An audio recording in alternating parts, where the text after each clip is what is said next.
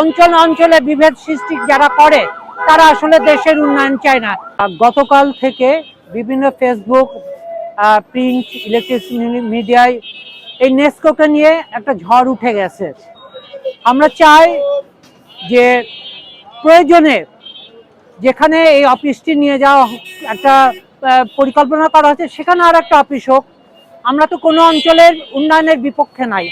আমরা বাংলাদেশ ছোট্ট একটি দেশ, আমরা প্রত্যেকটা অঞ্চলের মানুষের সাথে সুন্দর সম্পর্ক রাখতে চাই। সেখানে একটা অফিস করলেই হবে।